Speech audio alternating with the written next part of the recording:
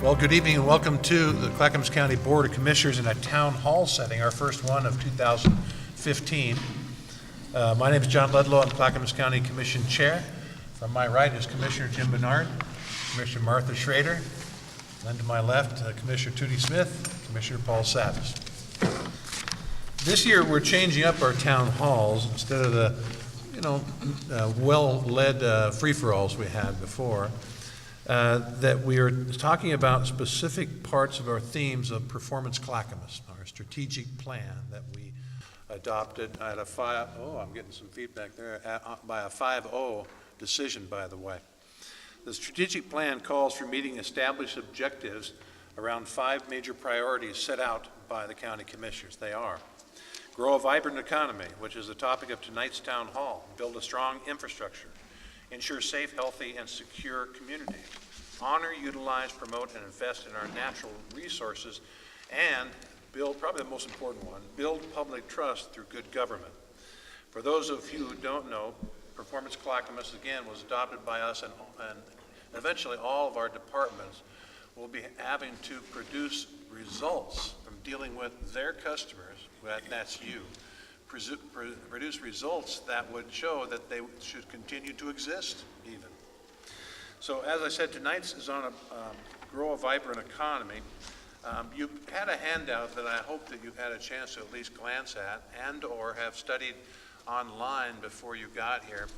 But really, I think we're here most assuredly to listen to people's questions and try to answer them as best we possibly can. And second of all, of course, to be able to find out things for you should we not know them. Mr. Krupp will be here tonight, our county administrator. Mr. Schmidt, there's Mr. Krupp now. Mr. Schmidt, our public and government affairs director. And I think what this commission has been known for since we started several years ago is that when people come before us and ask us questions or make statements, they're likely to get engaged in a conversation with us, which I think is very good for the public. You ask a question, you're going to get an answer. When we don't know the answer, Mr. Krupp takes the answer down at our business meetings and always follows up the following meeting with the answer.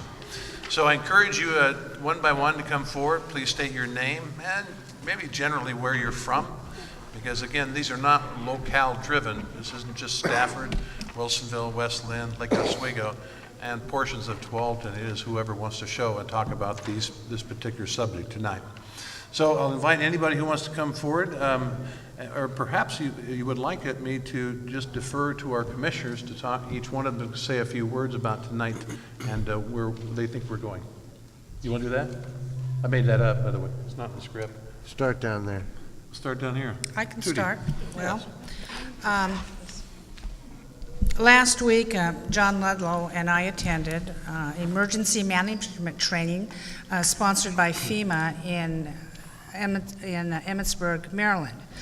And it was a FEMA grant that paid for everything for us to fly back there to their training center, the National Firefighters Training Center, and prepare for a 6.2 earthquake if it should happen in Clackamas County on the Mount Angel Fault. As you'll remember, the spring break quake was not nearly that big, and it devastated Malala High School, some facilities, a church, and in Mount Angel, and part of the Abbey. And so we went through the classes. They were very intense. We met every day from 8 to 4 to 5 o'clock, and we ended up doing a real-life scenario. And many of our county employees have been preparing for this, and it's very much a command center chain of command type response that we will initiate in the event of any natural disaster should encompass Clackamas County. I learned a lot. I really enjoyed working with our county employees just on one subject for an extended amount of time. They were very, very professional. They were a little bit hard on themselves, I think, because, well, if I would have known this, I could have done this. But that's something we can go back and prepare for. John and I were at the top level, and as county commissioners, we found out we don't do very much. We just need to get out of the way and let the people who are used to doing these things do their job. And for me, it was really a life-changing experience. walking through it. We had classes, we had units on how you handle the declaration that you would need to initiate so we could get FEMA funding. We needed certain legal contracts in place in the event, and all the preparation that you do ahead of time makes a big difference in how fast you can get back online with your electricity, your roads, and therefore your infrastructure like your internet and your communications, and getting businesses back up, getting the schools back, getting our kids back in school so the parents can be free to get back to their jobs and do their work. If I could take one takeaway from this, and I would encourage you all to do this, go onto FEMA's website, ready/.gov, and you can get your to-go kits. Every person needs a to-go kit in your car. You're stranded on the freeway. You could be stuck in your car if it's a really bad situation for many hours or up to a day. You would have water, you would have a blanket because you could run out of fuel. And then if you're especially out in the remote areas of Clackamas County in the country, you could be without a week or two without power, and you need to have a water supply. So I urge people to take responsibility to try to preserve their own livelihood for this amount of time, because your government is there for you, but they will not be knocking on everybody's door within the first couple weeks to see if you're okay. They will be busy fixing roads, restoring power lines, making sure that essential services are back online.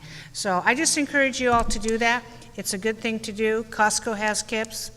You can go online to the website that I suggested and be prepared. I know it opened my eyes quite a bit, and so everybody I see, my friends, I sent my friends these emails. You do this, you do this, and you know, it just gives you a peace of mind. You know, it keeps you from panicking. And you know those little battery chargers that you can charge your cell phone with? I got one of those just as a backup energy source for my cell phone, and just little things like that. If you're able to, go ahead. Commissioners, anybody want to talk about a vibrant economy? Yeah, I'd like to mention a few things that have essentially been happening with our Economic Development Commission. One of the things, I think one of the precepts that we move forward with in the county is that if you want to have a vibrant economy, you need to directly. You're fine. Okay, there we go. You need to directly talk to your business community to see what the challenges are, what their needs are. One of our theories is you don't make pro-business policy unless you talk to the folks who are actually employers with employees that are creating jobs. So one of the initiatives our Economic Development Commission has started is they have divvied up the various sectors in our county, which includes everything from our manufacturing sector, our healthcare sector, our medical technology sector, and our media sector. And there's a number of different sectors that appear to be strong in this county that we have identified. So we are going out in groups to meet with businesses directly to find out what their challenges are, what their needs are, and we have a list of questions that we ask each business. And from that information, we want to compile for each sector how they're doing, what their needs are, and what we can do at the county level to make business grow and be better here in Clackamas County. For one specific example, I had an opportunity to go out with one of our EDC members to talk to Providence Hospital Systems. And you may say, well, that's not economic development. Well, it is, because actually our hospital medical system in this county is a huge economic driver with lots of good, high-paying jobs, nursing, medical technology, physicians, research. So we went to Providence to say, what are the healthcare trends? What are the trends in how you run your hospital system? What can the county do to help you actually go where you need to go as a system with the trends in healthcare changes? And one of the key elements that came out of that conversation was their continued need for trained personnel to work in the system. In other words, they have a high need for a highly trained workforce, whether it be nurses, whether it be technicians, whether it be people who are starting in junior college or, community college with the intent of potentially going to a 4-year pre-med or other careers in medical technology. So what does that mean for us? It means that with our workforce board, we partner with our community college and our educators to make sure that kids and adults who are transitioning, who are interested in a medical field position of some kind, a good paying job, get the training they need to enter into that system.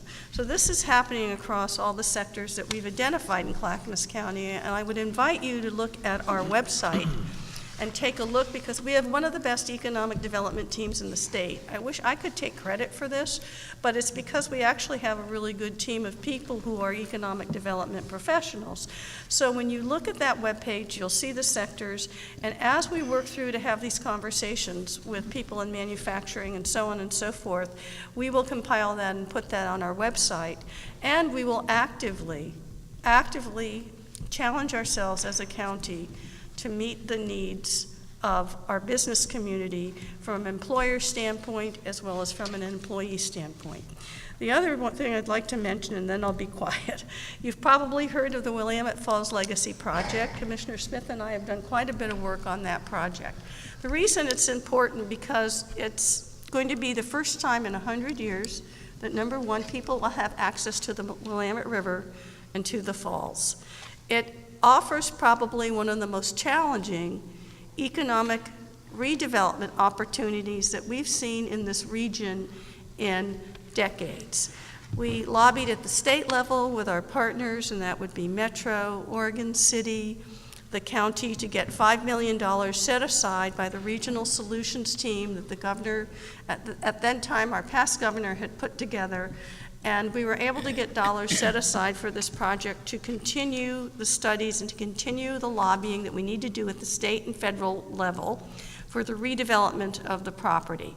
Right now, there is an easement for a river walk, and we believe that's going to be a catalyst for future jobs and economic development as we move forward with this. One of the things that I think is intriguing that I've kept my eye on is that in downtown Oregon City, we have what we call a media technology cluster. Super Genius is actually one of the biggest digital gaming companies in the area, and they're an international traded sector business. And then we also have a place called Funnelbox Media, which specializes in motion capture, videography, marketing. This is a new, huge, emerging job cluster in this county. So again, we partnered with Clackamas Community College that now has the only motion capture training for people who want to enter into this cluster to get their videography experience.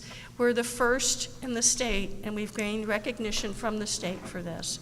So those are just two areas that we're working on when it comes to economic development, and I'll welcome any questions, specific questions you may have about that. And we're going to get to that, I promise. Commissioners. So a vibrant economy really depends a lot on our infrastructure. So one of the things we've been working on is how to fund the maintenance of our roads. We are reaching out to folks and trying to figure out what's the best way to fund the $70 million we're short every year to maintain our roads. And that's just the maintenance, because if people can't get places, the economy suffers. Also, Wes, and the capacity issues in Oregon City, we need to look at how we're going to address growth in the future.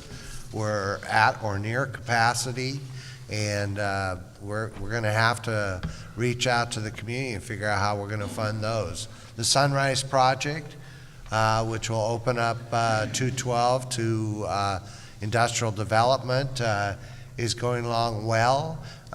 We were surprised earlier this year to find out that there was extra money, so they added extra lane. So, all those things are very important. We have a lot of warehouses. Fred Meyer's is out there, and they depend on, getting through traffic fast. So we're working on that. You know, frankly, I think one of the biggest problems we have, and I don't know what input the county can have, but Terminal 6 is closed. That's going to impact all of us, the farmers, and you know, manufacturing across the county and the state. I don't know what we can do, but I think we should look to how Clackamas County can help do that, you know, resolve that issue and get some business back in here. Thank you. Commissioner Athey. Well, the theme here tonight's economic development, and something our Economic Development Commission's been working on over the last 4 years, pretty much that's related directly to some of the topics tonight, has been what employment lands we do have, so we have inventoried all of those. And we also did 5 areas of focus areas in the county, and Borland Stafford was one of those areas for potential, the potential which we did, I think, about 3 years ago. Well, we discovered that of the available lands that we have, whether they're in the urban growth boundary or whether they're outside the urban growth boundary, is that what constrains some of the economic development is transportation linkages. Canby has 150 acres inside their UGB that's available, and 150 acres just adjacent to that outside the UGB that's available. But they have challenges when it comes to access to I-5 or main access to the market. So those lands aren't as marketable and viable as they are, let's say, in Wilsonville, which has direct I-5 access. So we studied all the transportation corridors in the county that we've thought economic development could play a role or be improved by, and Sunrise Corridor Phase 1, Phase 2, and even Phase 3 to some degree was at least talked about conceptually. Phase 1, as Commissioner Bernard just touched on, Phase 1 is underway, which is great. We started that in July of 2013 when that project kicked off, and it's going to connect from I-205 to about 122nd, so it'll go about to the Fred Meyer Distribution Center. Not much in the way of opportunity when it comes to opening up any employment lands. It's really Phase 2 that's really the critical piece going forward. And that goes out to about 172nd, which is basically the border between Happy Valley and Damascus and the Rock Creek area. And Providence, as Commissioner Schrader just touched on, they purchased property out over there, so they want to expand their medical facility out over there. So they have a big project plan, but they can't even begin that project until that highway is constructed. And so that's underway. So that will open up, that piece, that Phase 2 will open up so much land that's already in the UGB. It's not really politically challenged, it's just financially challenged. So there's a big opportunity. Our Economic Development Commission also looked, and this year did work, and they kind of put our land in a study, in somewhat of a pipeline. So you can imagine a pipeline, and at the outlet is, today.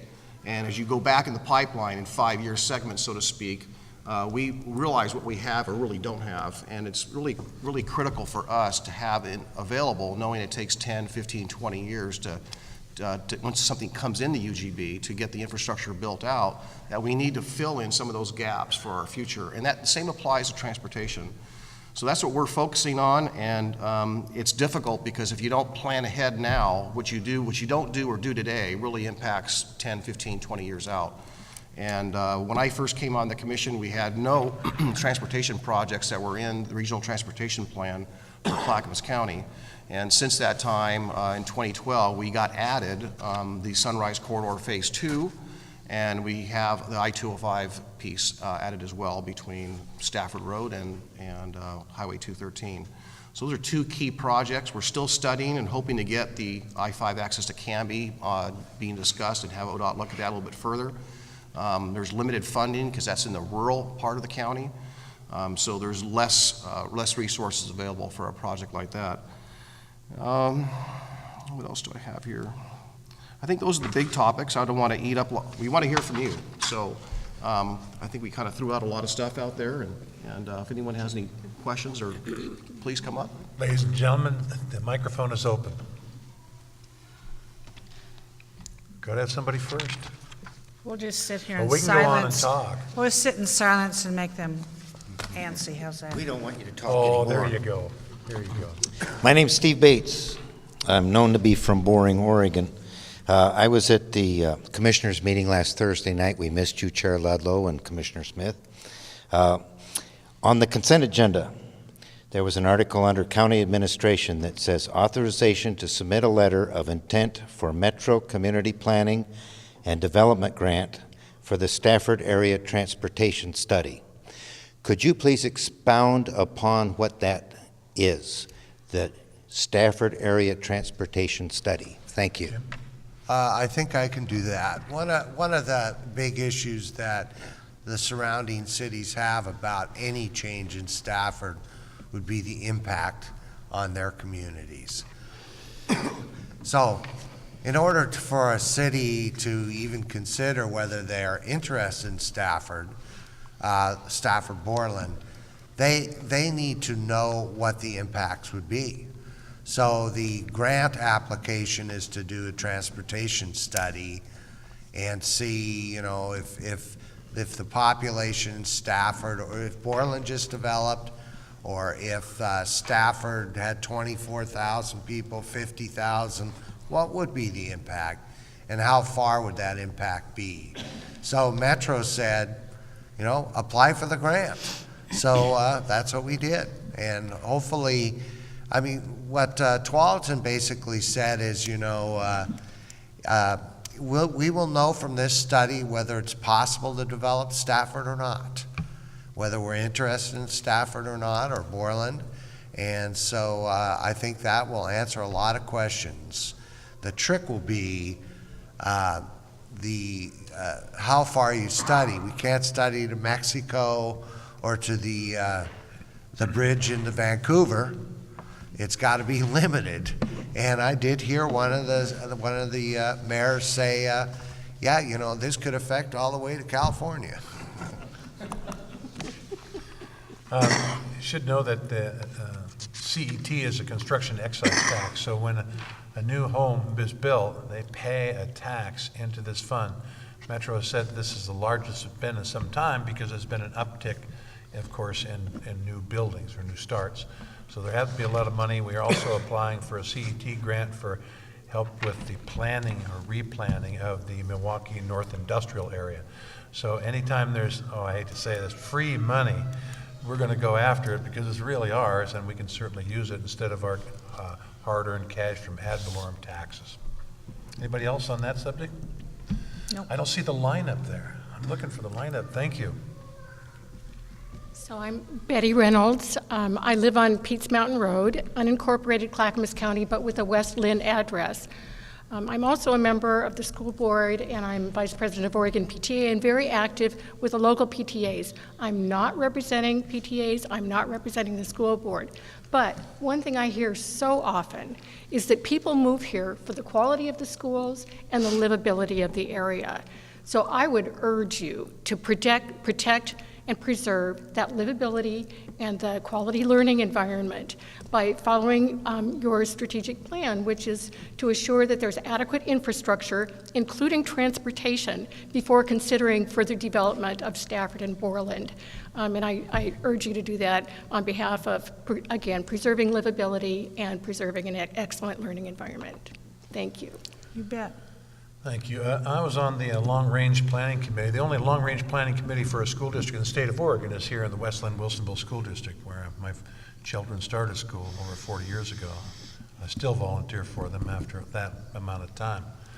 But what the long-range planning committee looked at is where we would put our next schools, and I think some of you know where those are. Specifically in Wilsonville, the advanced road one now, the plan is to surround that school with pretty high or medium-density housing. So, you know, the infrastructure's been planned for. I might note that Athey Creek is on a septic system. So, you know, infrastructure is very important. These systems are very costly to repair and maintain. So I would think that at least having sewer in this area would be a real advantage for the school district, for both of the schools down here in the basin. But again, thank you for volunteering with the school district. I appreciate that. Having all my kids graduate from the school district here, it is a very fine school district. And one of the reasons, as a real estate broker, I met a lot of people who said we're moving here for one reason only, and that's the quality of our schools. Thank you. You talk about quality of life, and I think that means something different to everyone. And I think being able to put food on the table and some of the basics that in income is really important. And when we look at growth, you can grow the population, or you can grow the commercial aspects, whether it's a shopping center or whatever it may be, or you can grow the industrial piece. And the jobs that are typically traded sector are usually in the industrial arena. And so there's areas, so in order to bring a certain quality of life, I think that if you look at the statistics for the region, we're primarily a bedroom community, county, and predominantly our income that is earned in Clackamas County is much lower than the income that is earned in Washington County for Washington County residents. But on the other hand, Clackamas County has a high family wage income, but most people are earning that income in other counties. So that exacerbates our transportation system challenges when people are driving from all parts of the county, including Estacada, to Hillsborough or to Intel. So this is a common problem. So bringing jobs to the county has been at least one of my priorities, so much as, and not so much as trying to grow the population. I know I talk about communities, the area that I live in the Oak Grove area, it's pretty dense. It's one of the densest areas of the county. And that area is also saying, we have enough growth. And in order to preserve our quality or preserve the neighborhoods, should we talk about some kind of means to protect those neighborhoods, or preserve those neighborhoods, to lock down the existing zoning? And so that's perhaps something we have queued up maybe for next year as we go through our zoning and development ordinance updates. We're on a 5-year program. I think we're in year 3 of a 5-year program. So that's something we do here around the region, is that most people don't want to change. Most folks want to protect what they have. So that's a common theme. Not in my backyard type of thing. Truly. That man is writing down a lot of stuff. Yeah, Do you have a anybody who's question? writing down has to come up right now. Yeah, Here's someone coming. there we go.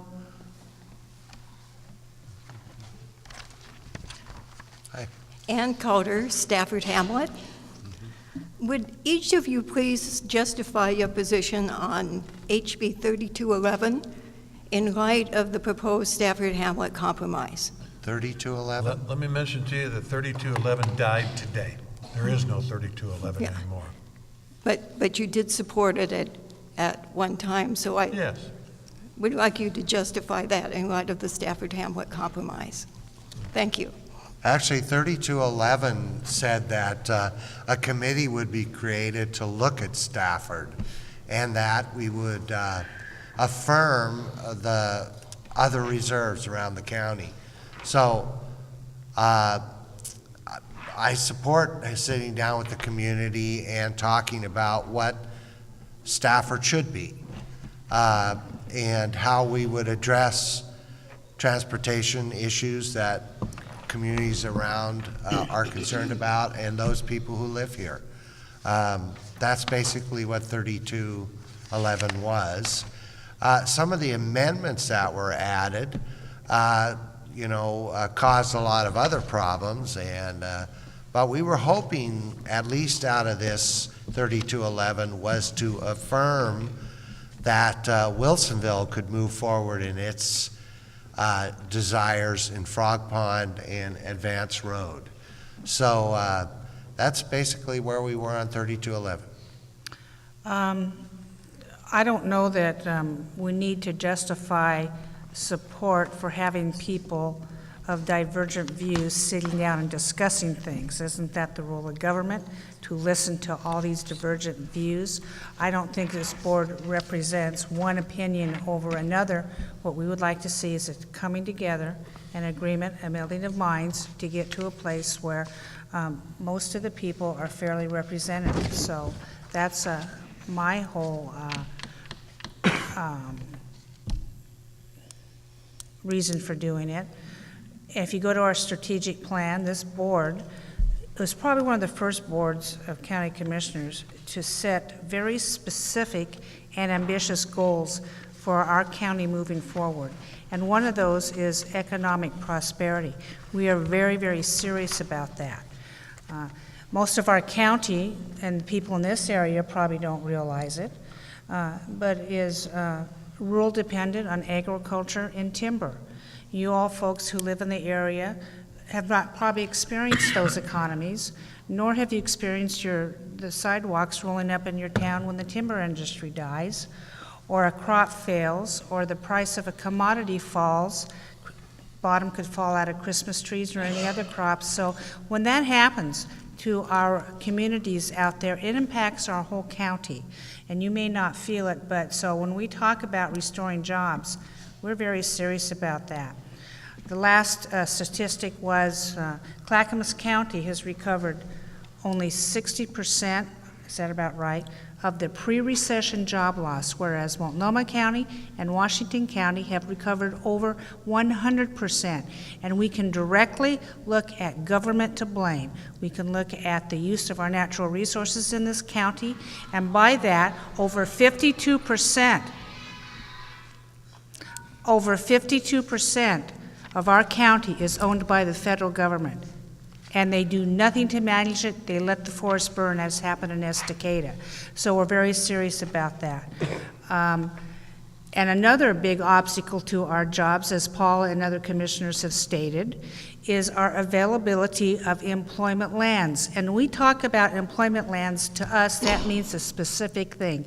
It means a family wage job where a man or a woman can go to work, provide housing, transportation, and food for a family. So they're not on welfare or food stamps and that. So we're very serious about that. And if you want justification for anything, just remember those two things and you'll understand why we do what we do. Anybody else? Martha? Well, I just want to say that I was here in December of '06 when the hamlet formed. And one of the suggestions I made, and I think some of the folks that are here remember that, is that since we could foresee that Stafford was going to be the vortex of major land use discussions, simply because you're by a major freeway and you're surrounded by 3 cities, pretty much. West Lynn, Lake Oswego, Tualatin at this point. And it became evident that people wanted to have an opportunity to help guide what they felt should happen here in this area. So one of the reasons we instituted that program, and we encouraged hamlets to exist, and we also provide training, and we also attempt to have it as a conduit, so the local community of an unincorporated area could have access to the commissions to tell us what their thoughts are. I think that's worked pretty well, and recently, I have the information in front of me here that folks in the Stafford Hamlet got together after the remand thinking, well, you know, we're not sure we want this to be an urban reserve. We want to have a compromise. And your compromise was this: Borland designated as an urban reserve, area north of the Tualatin River and house and neighborhood removed from urban reserve, reclassify as undesignated with upzoning to RRFF5 or FF10, and so on and so forth. Those are the 2 main points that you folks came up with as a hamlet. So one of our jobs is to not only listen to you folks in the unincorporated areas, because we with intent create that venue for you, we also have to balance what we hear from other folks. So we have folks from the Borland area, which you pretty much have supported, that you're thinking that'd be a good spot for employment land and you support that. But then we have a whole nother group, the Stafford Landowners Association, and my understanding is there's kind of been a falling out between those two, between the hamlet and that group. And my concern with that is I was hopeful that once we started the hamlet that we could actually have peace in our time, and that those 2 groups could get together and not break apart, but come up with a mutual, and I'm looking at Dave here because I remember that, come up with some kind of a mutual solution here with what you wanted to see together in this particular area. of course, that group is pretty controversial, and they did hire John Friganese in association for a Stafford development study, which is a piece of information that I don't have in front of me tonight that is out there. If I could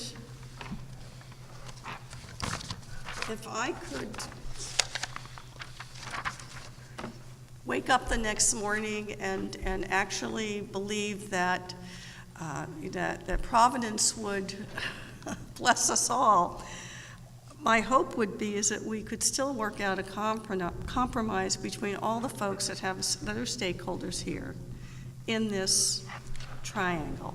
I don't know what that looks like yet. I do know that people get concerned that when you talk about urbanization, you're thinking it's going to be house after house, you think it's going to be high density, you're going to lose the natural aesthetic that you have here. I've always said, and I've said this from the start, I think with good, thoughtful planning, you can and will maintain the character of this area. So what's in process now is a conversation, we hope, moving forward, and correct me if I'm wrong, commissioners, with 3 of the surrounding cities. And I also believe that you as Hamlet folks need to be aware of that and have your say as those conversations move forward.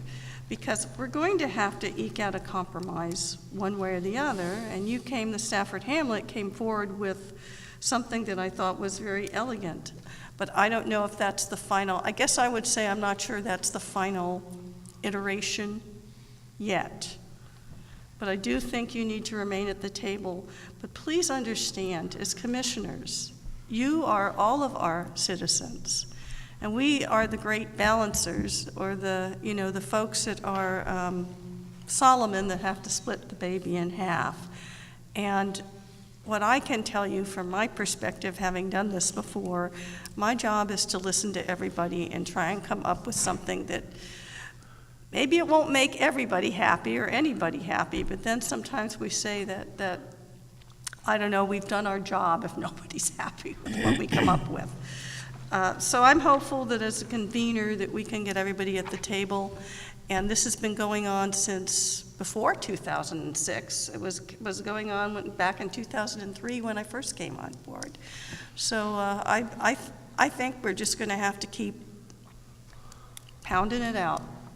So I'd like to add that the one thing 3211 did, it put people at the table who never said they would do it before. That's right. Metro's at the table, the cities are at the table, and the legislature will help us, so I'm excited about that.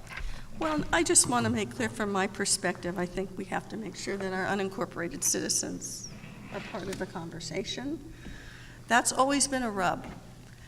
Since the inception of hamlets, since the inception of villages, our cities have always absolutely and Steve is here tonight, community planning organizations, it just drives them wild because they believe, well, they're the city, and it's their auspice to do this. And the county has to represent not just cities, but other people that are in unincorporated areas.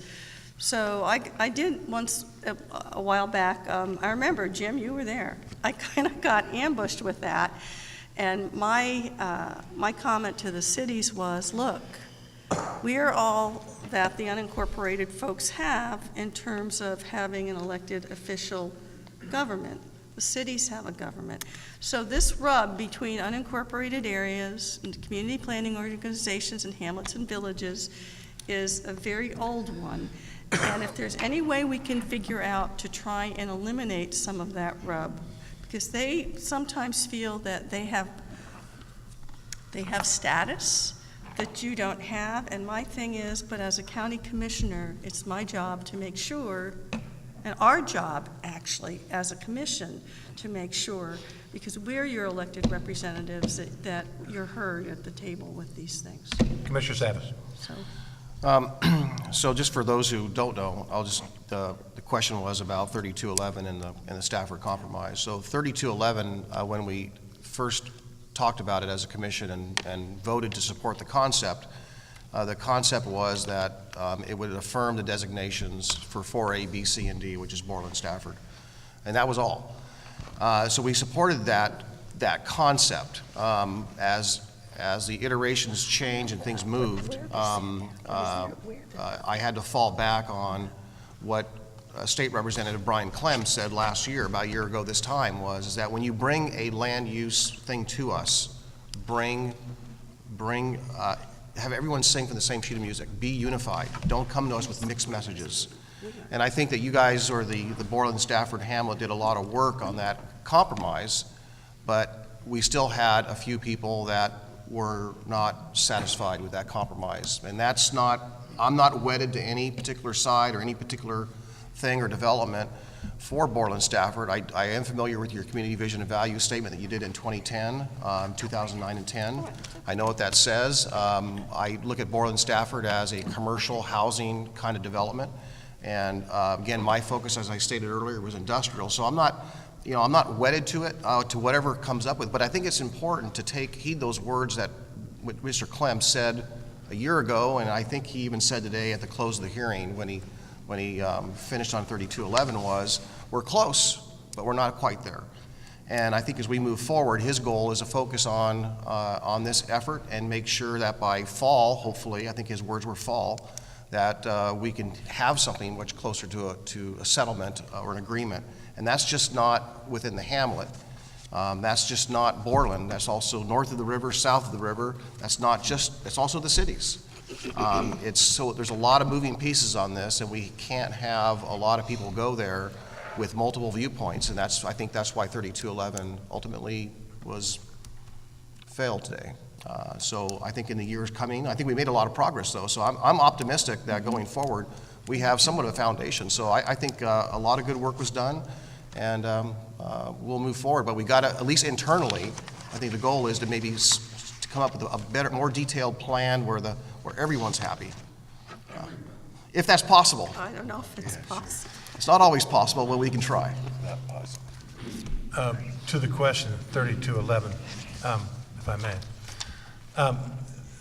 Before 3211 even came out, our strategic policy administrator, Dan Chandler, had the idea that he should call in the cities involved in the Stafford area, i.e. Tualatin, who was suing on the remand from LCDC, West Lynn, who was suing on the remand from LCDC, and get them in a room and find out their difficulties and how we should go forward.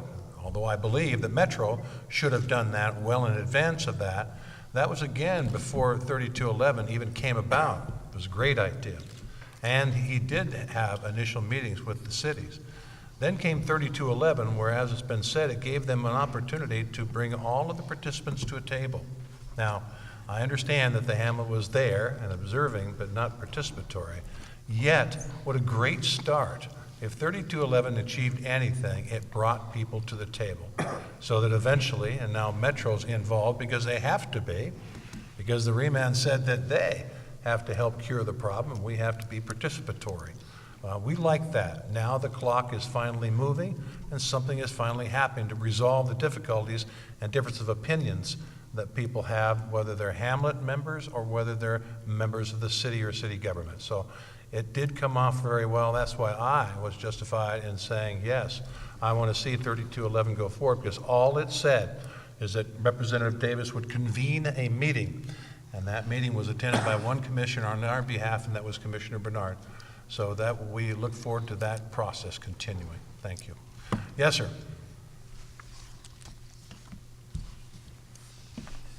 I'm Lynn Schauber from Stafford, and I want to express my appreciation for having you be here tonight and your comments you've made about the process as far as they go, and Commissioner Schrader and Bernard specifically about the references to our input. As a hamlet, we are an advisory body to the county, and we are hopefully trying to make as best a connection we can with the people that live here, with the county.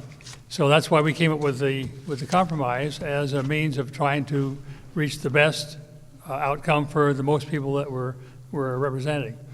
So I'm hopeful for the process to continue, and I think it will. because the doors are opened, and now we are talking, and hopefully we're getting the people that were boycotting our efforts will be talking also, so that we'll be all together. But specifically, I wanted to ask a question about the Stafford transportation study that was mentioned before. Two things. Do you have any kind of a timeline as far as when that's going to start and when it would be completed as far as an output? And the second part of my question is, how will that dovetail in with the improvement of I-205? Because they're all connected, I'm sure.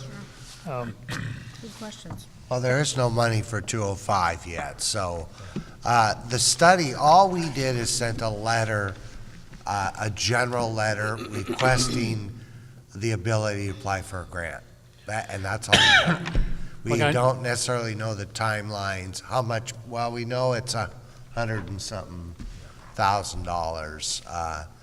And that's really, and how big it is, we don't necessarily know that yet either. I know when Metro made the comment about there being funds available, that you just ask for it, so that's opened their door as far as being able to come to them. But what kind of input would you need from us to help move this process along? Because all of it together has been going since, well, early 2000 as far as, and earlier than that. So we're trying to get the whole thing working together. Well, it'd be, the help from you and from the cities will be, what's the scope of the study? And how much can $180-something thousand pay for?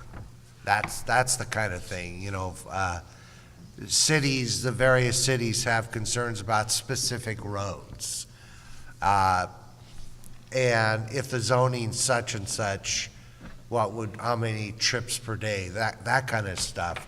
So once they tell us, yeah, we're interested, then we'll sit down and figure out what the scope is and what are the various scenarios and what would the impact be. The thing about a transportation study, you have to know what you're studying. So if we have this type of development, it creates this, or this development, it creates this. Right now, we don't have a plan because our efforts really have been thwarted. So exactly what are we studying? Yeah, we know that if we add development, the roads are going to be congested.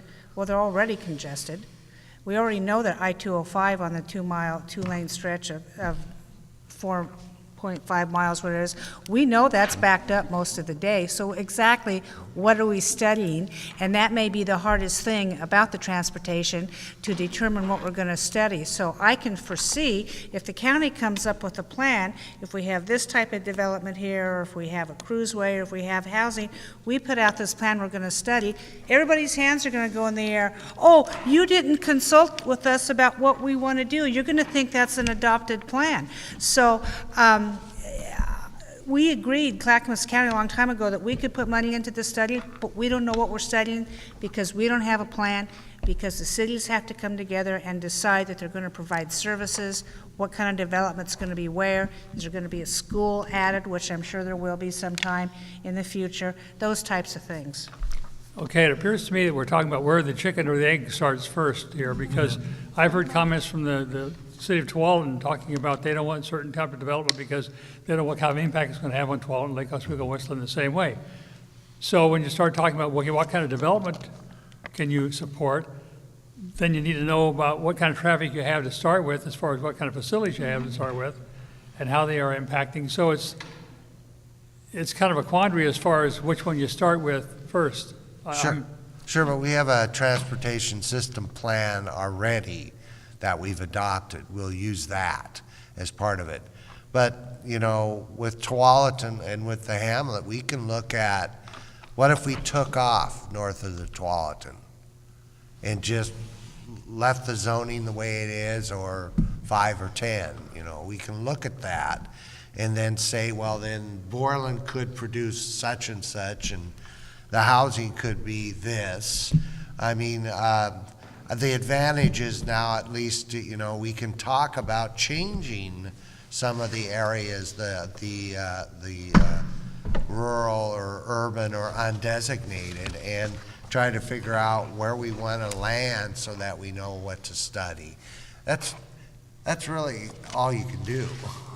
I know right now, as far as a practicality way of looking at it, if you don't take into account about how I-205 affects things, because In the afternoon from 3 o'clock on, besides being a parking lot, 205 pushes traffic onto Borland, which in turn pushes traffic on Stafford Road. A lot goes down to Rosemont Road into West Lynn. So you got a lot of West Lynn traffic going that way. Yeah, I lived in So Wilsonville. how they connect with each other, that's going to be part of your study. I lived in Wilsonville. I took the route here Right. to get over there many, many Everybody times. has their favorite route. Yeah. So they're all going to be impacting each other, so that the study would have to be inclusive of not just this area, but with 205 also, as far as how it would Sure. work. Now, is there a county plan as far as 205 improvement by itself? So 205 isn't our road, it's a Right. regional asset. So our goal is to look to the state. It didn't used to be on any list, and now it is. Now, of course, there's limited money, and the feds can't seem to get their act together, so we'll just kind of have to see what happens. But, you know, part of the requirement would be that probably before anything happens, something would have to be figured out on 205, maybe a funding source. At least, you know, there's already a figure on to study 205, what it would cost Yeah, to engineer it. Or Yeah, in fact, Gary Schmidt went back to DC this last year and gathered some information. Understand this, the previous commission before us were very concerned about 205. They put out a lot of letters to a lot of people saying this needs to be done. It's 5.9 miles. Every other freeway in the Portland metropolitan area, folks, has 3 lanes each direction. And there was some huge figures out and around, $500 million and more to do that stretch. Now, we have sent out our letters also, and when the CRC was, people were all gaga with that, we said, sure, you can do the CRC after you fix this 5.9 miles. And we said that by a 5-0 decision. We know the environmental impact study is $10 million, and there isn't even funding for that yet. Mr. Schmidt brought back information where this could be done and really, really keep the Abernathy Bridge pretty much like it is for around $250 million. Now, as Jim said, and everybody knows, the feds, they don't have earmarks anymore. They don't do favors, I guess, anymore. But assure yourself of this, every year when we go back to DC, that's one of the first things we talk about is you've got to fix 205. It has been designated a regionally significant project. And so that's gotten us up on a better list, but that list is up to 25 years in the waiting too. So thank you, Mr. Schauber. Yeah, well, we can continue to talk to our representatives and send them emails. Please do. Help Right. everybody that's later watching this. Please send your congressman a reminder that 205 needs to be fixed. That'll help us greatly. All right. Anybody else want to come run the gauntlet? Come forward.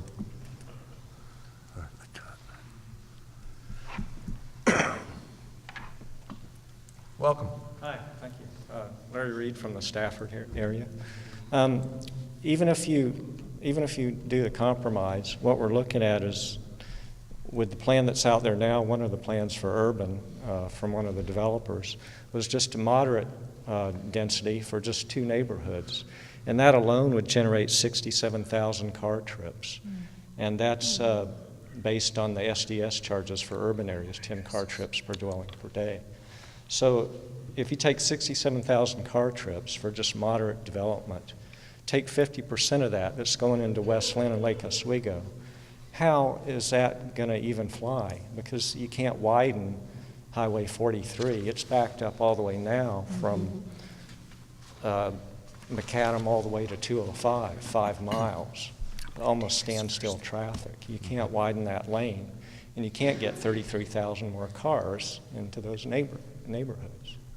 Well, there you go, we have our transportation study. That's right. Okay. And that's why we came up with a compromise Well- of undesignated for the north and employment lands for the Borland area. Well, you folks must think that this commission has a lot of power in decision-making. Any decisions on this area either comes through Metro, or regional government, or the state legislature. And there's several of us that have just been burning our tires, heading down to Salem, trying to testify to get something on this. It comes through the legislature. We can only offer our support. We've offered our support on many, many bills this session, and they all have gone nowhere. So we have to have a willing partner with Metro to sit down at the table and help us do some of these things. So I know that there is the desire of some people in this room to tell us what we need to do, but we can only make suggestions. We can only ask them if they want to come sit down with them. We can't make them mediate. We can't make anyone negotiate. I wish we could, but we can't. So the best thing we can do is just move forward with our ideas and be persistent, continue with the legislative efforts. John has done a good job talking with Tom Hughes. The two heads have come together, and at least Mr. Hughes has agreed to sit down and talk. That is a big change from where it used to be. And I would like everybody to be included in that, but at least this is a start. This is just a nut that we go forward. And back to the original lady who asked, what's their justification for this? The justification is to get everybody to sit down and talk and decide what we need. Well, I think 3211 did something else. We never knew we could change portions of the designation. Now it seems like we might. So that's good. I mean, now if we could look north of the Tualatin, Yeah, I think it's entirely possible that we could change Yeah, some I of would just those. hope you realize the impact of urbanization in that Of area course on we the do. surrounding cities. And Yeah, you know, and the that the area. whole Yeah. idea behind rural and urban reserves was supposed to make it easier. And what it did is it made it worse. And but prior to that, Stafford was the first one in, and we would have had no control. Now we have some control, and hopefully a little more control, now that we know we might be able to do some changes. Okay, Thank It's you. interesting to note, when Tualatin decided they were going to take on Cabela's, I thought I-5 right there was horrible enough.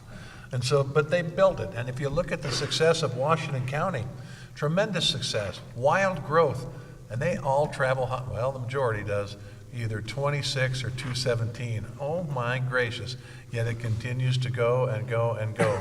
So certainly traffic, as we promised that we would study if we get the grant, has a lot to do with this, and certainly the compromise, the offer of compromise is very important to this equation. My suggestion is very, very strongly that you talk to Metro. Don't forget, when you bring properties into UGBs, as far as residential density, Metro wants at minimum 8 units per acre. So that's similar to what your concern was, and actually Metro likes it a lot higher than that. I come from Wilsonville. Wilsonville has 56% multifamily. We've been great wink partners with Metro.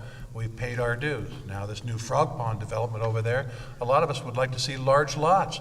No, they want it back to 8 units per acre and even more in that area. So I know what density feels like, and believe me, in Wilsonville, I feel we've had enough. And that's one more point, that Metro has urban housing land for Wilsonville Area 4D, and Damascus areas coming online, maybe in the future.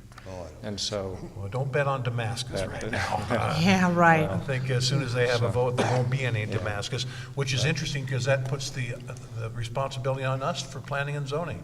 It'll cost nearly $1 million that we don't necessarily have, all of a sudden because Damascus goes unincorporated. I believe when they go to a vote, remember this time, the legislation is probably going to pass where they'll have a simple vote, yay or nay. No requirement to have a certain amount of the electorate, the registered voters, perform in that election. So it'll be interesting, but we've got a lot of planning. Because it's still in the UGB. It's not like it's out of the UGB. That's right. That just means that we get to do it. Lucky us. Yeah, thank you. I think it's important to say that, if it hasn't already been said, that the cities of Tualatin and Lake Oswego and West Lynn are in agreement with what your question related to, and that's really the traffic. The traffic in the area is atrocious, and that's their concern. That was their basis for challenging the remand, or challenging the urban rural reserves decision. So the remand fix is really going to be based on a transportation solution for the area. And as you know, whether it's 65th or whether it's Borland Road or whether it's Stafford Road going into Lake Oswego, each city has their own. I mean, any more traffic, or the traffic even today, is unbearable for a lot of those areas. So there has to be a solution, and that's what that letter of intent is for our application for the CET grant. Yeah, but there's probably not a solution. Well, thanks.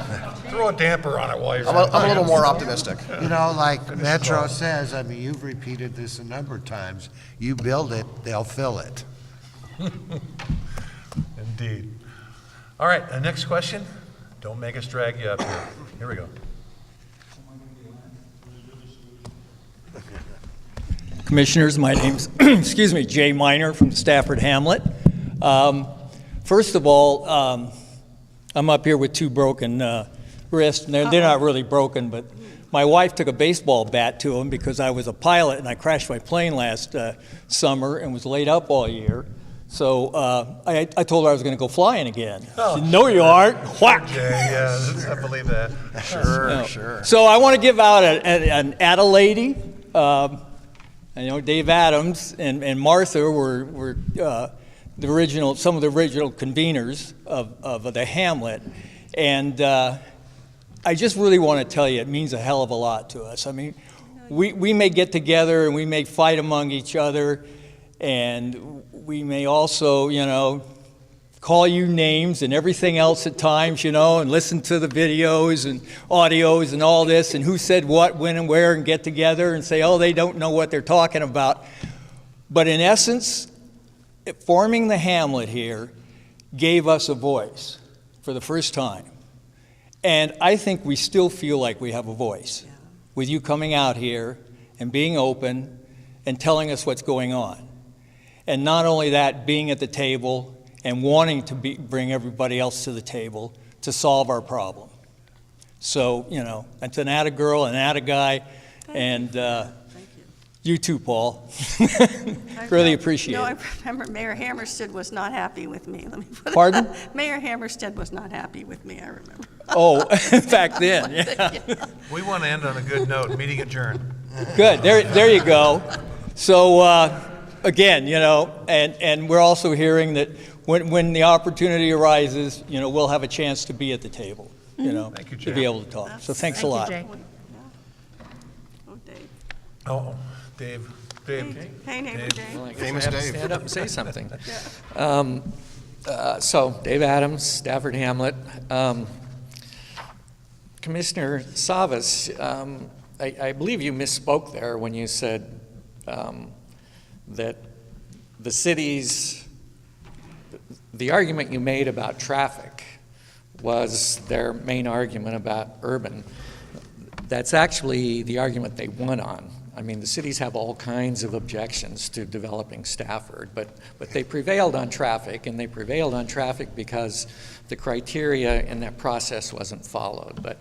But moving on, I want to get back to the compromise, and I was part of the group that worked on that and the language, and I think we really made a mistake with the title. I mean, the title really should be the solution. And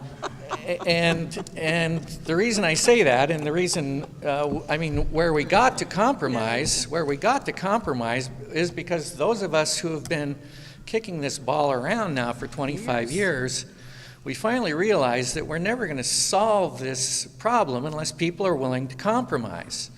So, the cities have said, no, we don't want any of it. We want a buffer, we don't want the traffic, we don't want to pay for the infrastructure. All three cities have said that. We've got a lot of people in the Hamlet who've just said also, nothing, I don't want to have anything to do with it. And we've also got a group of people that who've said urban, urban, urban, urban, nothing else.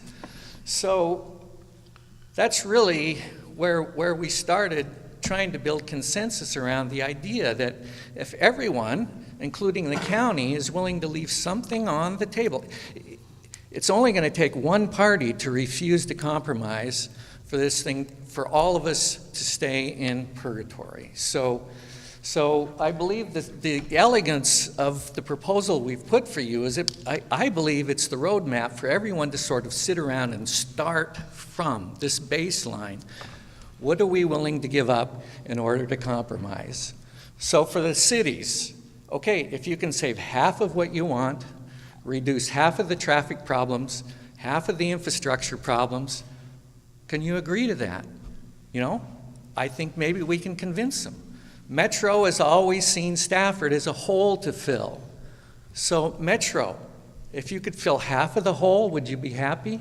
Would you be willing to walk away, shake hands, and say, yeah, it's done? The county, you want employment land. You know, all of the hamlet isn't employment land. Will the county be willing to look at Borland and say, well, you know what? There's employment land. Maybe we can agree with that. So you mentioned Stafford property owners. Their recent plan represents no compromise. So at the end of the day, are we going to let 24 property owners hold us all hostage? We're not going to crack this egg until those people are willing to compromise. So I think everyone else probably will. What we've put on the table in the solution, there is an acceptable compromise for those people. They're not getting shut out. There's an opportunity in that idea of upzoning for all of them to sell their property and make pretty handsome profits. Perhaps not quite as much as if they get a full-on urban package, but at the end of the day, if everybody's not willing to compromise, we're going to be doing this for another 20 years. Thank you. This is Grow a Vibrant Stafford, I think we're talking about here. Are there any property owners here that David referenced that want to see development? Because You don't have to raise your hand. Don't do it. well, because he made a statement that the developers don't want to compromise. I don't believe that's true. I think that's an opinion that many people might maybe in this room adhere to. But from what I've seen of the developers, they're very willing to talk and discuss, and so when you want to come to the table in saying that one person isn't compromising and they're being stubborn, that's not the beginning of a negotiation. I think he was talking. Well, I'm getting some head nods saying that's okay. Well, so it is okay because it's if developers, but I think what Dave was referencing was a specific organization listed by Martha there. So Those developers, are three yeah, different. I think Mr. Adams would agree. A lot of developers flex a lot. This particular group is a little unflexible right now, but let's recall again, and the beauty of this really is, as Tootie said, we're just participants. However, sometimes people think we got power. But Metro will convene this table, and that's why it is important that compromise solution, Dave, is presented to them as well with your blessings. So we'll be there at that table as well. Thank you. We'll let the record show that. Yeah.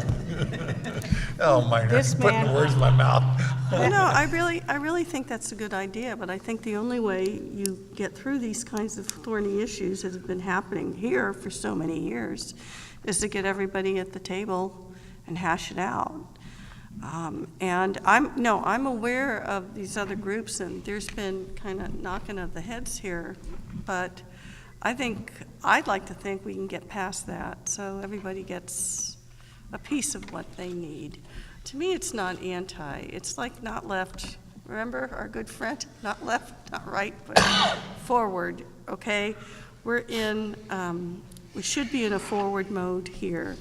And the only way we can do it is if we sit at the table and just keep hashing it out. And I'm not anti any group, really. Any of those groups I've listed, I'm not anti any one of them. I'm just trying to see what I can bring to the table as someone who tries to solve problems. And there's no agenda from my perspective other than here are the problems, multiple different groups. How do we pull together the balancing act? And the reason I believe the Hamlet was important was because the intent was to give you more access to the commission because we are your governing body.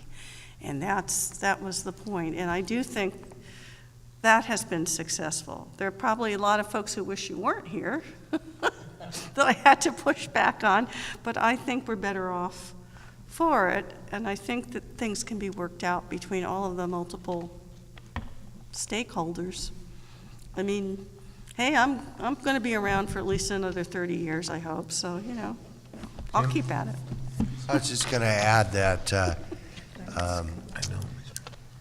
Bryant, Representative Clem said today, you guys try and work it out. If you don't, I will.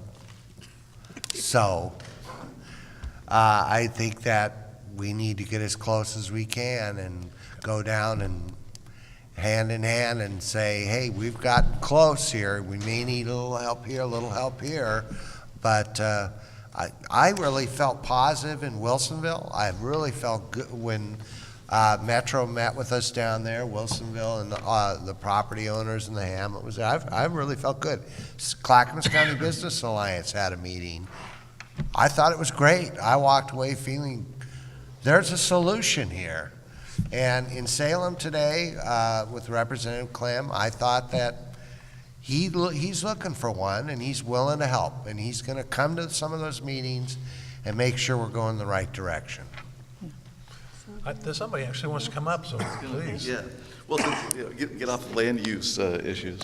Because vibrant economy for me is, I'm Dan Gardner from West Lynn, and I wear a lot of different hats, right? As a parent and a business owner, and also on the EDC there, so I'm not speaking for them. And one of the things, if we want to reduce traffic, what about looking at how do we get more employment here so we don't have to all leave? Right, I mean, that's something, I'm glad Westland's not the only one that 80% of the people all leave. Right. But even our small businesses, when they outgrow what we have available, or their home-based business, they go, well, usually at least they stay in the county. Maybe that's not your problem, that they go to Oregon City because it's cheaper to lease things over there. So we're having a focus groups that we've started to bring the commercial real estate people and the business owners together. Well, not together, hopefully, probably separate, because they might fight. So have you ever done an analysis of what is in Westland now and what your main, do you have any traded sector companies? Do you have any? We get a bunch of different research and studies, Okay. from the Arch Bridge project. We got some consultants that came in. Just finished our economic opportunity analysis on land use stuff, so we've got land, most of it maybe redevelopable, as opposed to new development. And then we also have an issue, right, of anything we try to do tends to run into 43, which is, again, Yeah, I know. ODOT I have to, problem. by the way, I've got to drive 43 every day into work, so I feel Yeah, so it's everybody's a little paying up bumpy, right? 43, actually, and now You it's. don't need a speed limit because you Yeah, can't go very it's- fast. So my question then is, okay, the way you would go about this is if you've identified what you've had, retention, expansion, and then recruitment.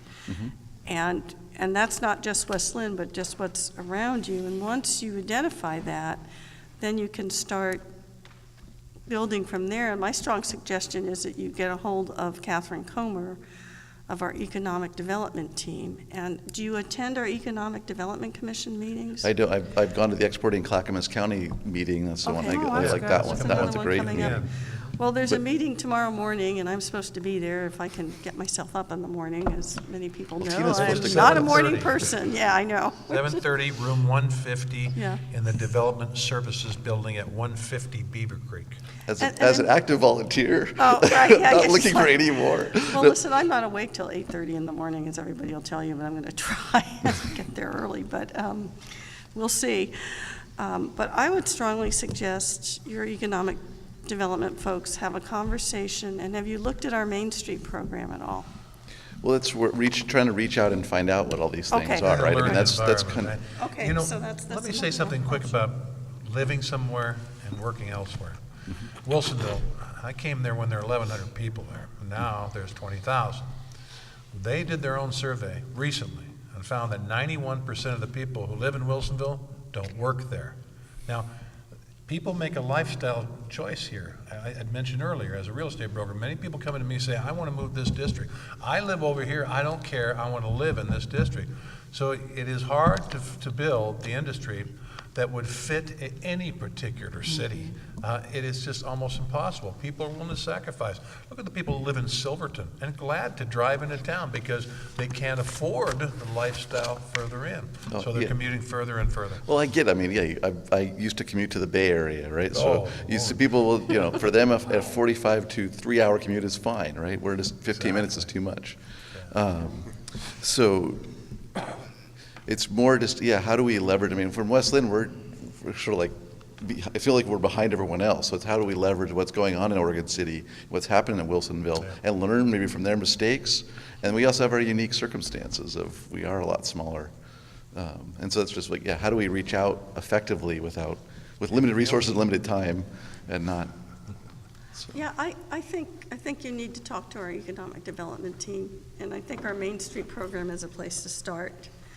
And they can probably also help you with information that they've garnered, which will help inform any sector decisions that you may want to make.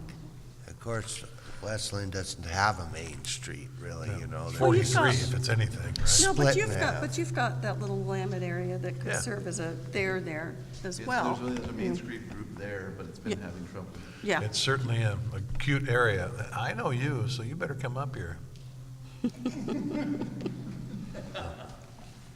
Hello, Brother John. Nice to see Hello, you. Carol. Hello, Commissioners.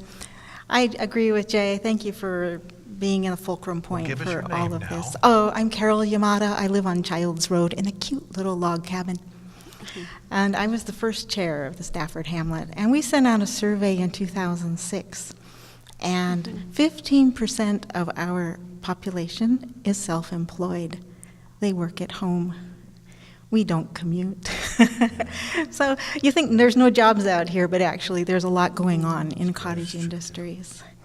And you had mentioned that you had a really positive conversation with the Clackamas County Business Alliance. Yeah. They're not very visible to us. We asked if we could belong, and they told us no.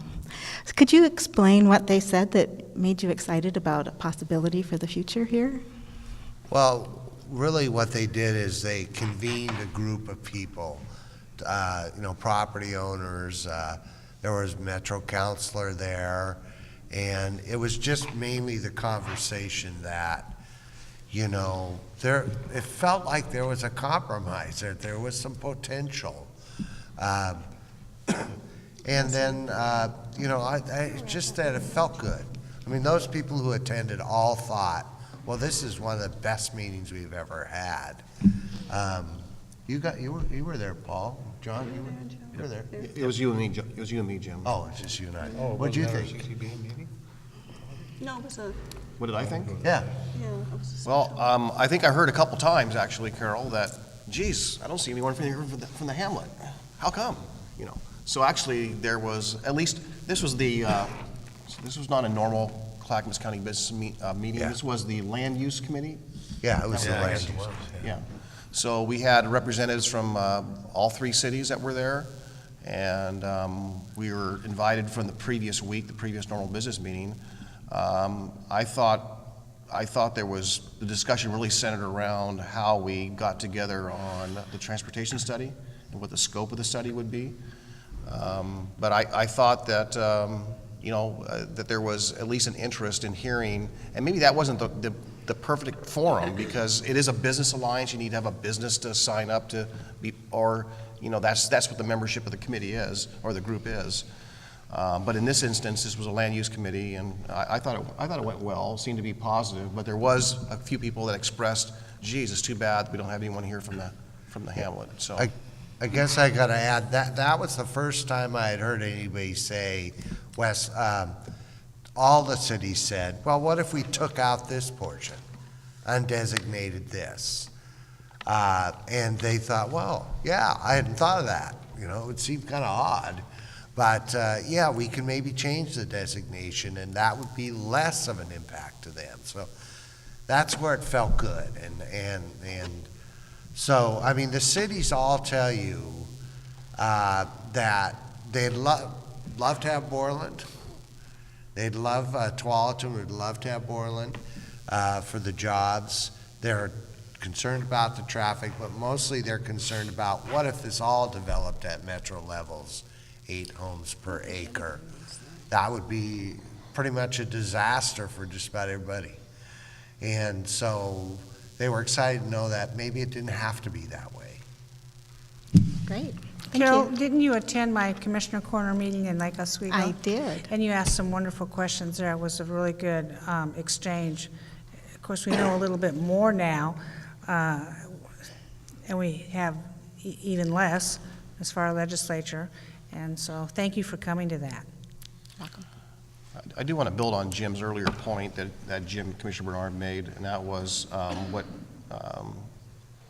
State Representative Chair Clem said today. And the message was, I'm going to give you till fall, and hopefully we'll be closer to a decision. But if not, we will do something next year. And I think that was one of the takeaways I saw at this Business Alliance meeting was the city's willing to talk a little bit, but still being pretty resolute about the transportation solutions. So they were there. I think the fact that they were there, all three cities were present, was, I think, a positive. I just took that as a positive sign, and I think they know that there's pressure on everyone to come up with a solution. Rick, I see you lingering back there. I missed the beginning, so sorry about that. Rick Cook on Stafford Road. A couple things. I think, we have been working very hard here for how long, and I know you have too, and know what we've been doing. Kind of seems like we go along, but you don't see like that duck in the water.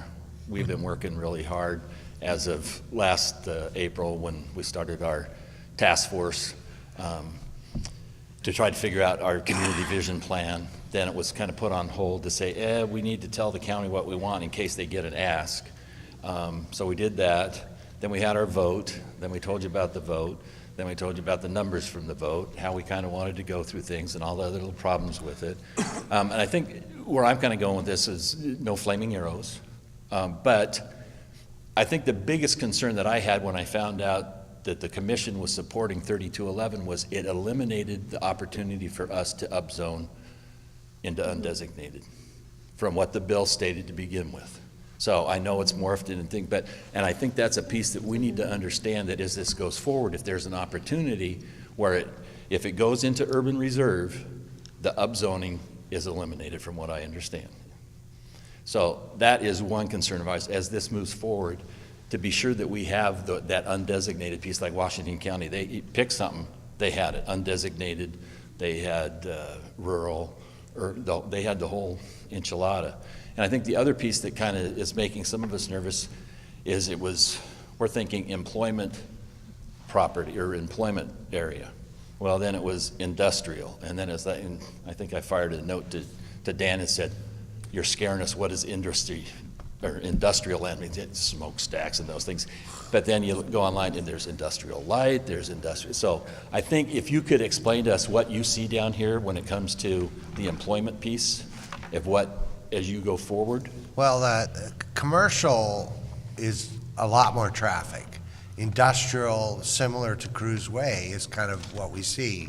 Now, we went to visit a place in Lake Oswego recently that made pacemakers and, parts of pacemakers and all kinds of little electronic things. You would never, it was in Lake Oswego, you'd never know it was there. That's the kind of thing we see. I don't think any of us can say in 20 years what we'll be doing for work. We can't even possibly imagine it. And a place like that, which was all robotics, had 400 people or something working there, it was just amazing. And that's the kind of thing we see. Now, those people spend most of the day right there. They're not going and coming and going. You put commercial in there, there should be some commercial to help support the jobs, but and then some housing perhaps to, where people can live and work in that area. I mean, this is the ideal community. Well, I think that's the right? piece we need, because when we hear industrial, we're thinking, we're going to have the Safeway right by 205 with the trucks coming in.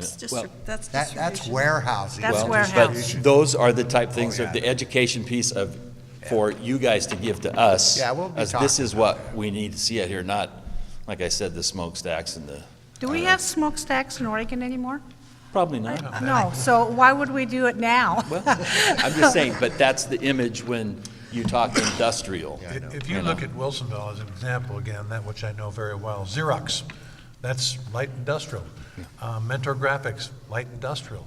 All that area in there where there's tremendous jobs at high wages, that's all light industrial. So I call it campus industrial. Well, and that's good, but I think the thing is we had 86% of our little vote that said, and then all of a sudden we hear And of course, our minds go, no, we don't want those things. Yeah. But, so it's that education piece that the county needs to educate us on. And hopefully we'll continue to educate You know, you can have 5 people working a giant warehouse. That's not what we want. Huh? We want 400 people And that's good to get on the working in a record. reasonable-sized building. You know? Yeah, that's right. So, That is. that's it. Right, Thank you. and the name of the business was Biotronic, and they do pacemakers, defibrillators, home monitoring, Alcal Flutter Gold catheters. So they're basically a cluster we have in the county that's a medical, we call it a medical manufacturing cluster. And generally, these kinds of environments, as the chair said and Commissioner Bernard said, Jimbo said, okay, sorry, Commissioner Jimbo, you know, basically, they're the kinds of campus developments that it isn't this, you know, there's actually amenities affiliated with it, because the people that work there want to have walking paths and trees in an environment that is pleasant to be in. Okay, so that's the other new emerging cluster, as I said earlier when I mentioned that media cluster, that creative class. When you talk about Funnelbox and you talk about you know, the gaming folks, there are all these 30-somethings that just kind of go in there, and they're majorly traded sector. I mean, they're getting their stuff not just nationally but internationally. And you never know, they're these, and they love these beautiful little spots that are kind of funky and cool, where you can get their coffee, play a little hack and sack out in the back. You just watch them in Oregon City, then they go back in and they create all of this digital stuff that we hadn't even imagined. So when you're looking at the new economies, you've got to see what's here and what's starting to move ahead.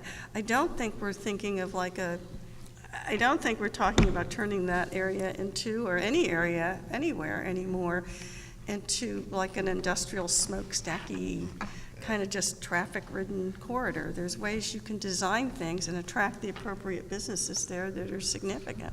You know what I think is important is that these folks over here, you know, they want to do something. They've tried a recycling facility. Next thing you know, it'll be a marijuana manufacturing plant. You know, we've got to get something going, or who knows with the casino? Didn't they do the casino already? We got to do something. I want to thank everybody who has come tonight to talk with us. I'm afraid that our time is up, and they like us to keep right on the dot because they broadcast this on our cable channel, and of course they go by half-hour increments. So I do appreciate all coming. I think that one of the great things that Mr. Krupp, our fairly new county administrator, after a year and a half, has brought forward to us is one of the first things he told our top-level executives is that we all have customers. They are our taxpayers, they are the people that call us on the phone, they're the people that come in, and they are certainly our citizen participants, and that we must pay better attention to who our customer is. That includes, as part of Performance Clackamas, is developing a customer bill of rights in Clackamas County. So I think we've done great work in that regard. Again, kudos to Mr. Krupp in that regard. And again, thank you all for showing up for Grow a Vibrant Economy. I will make a bet the next place we meet, they won't say a word about Stafford, but you're welcome to come. So ladies and gentlemen, thank you all. This meeting is adjourned.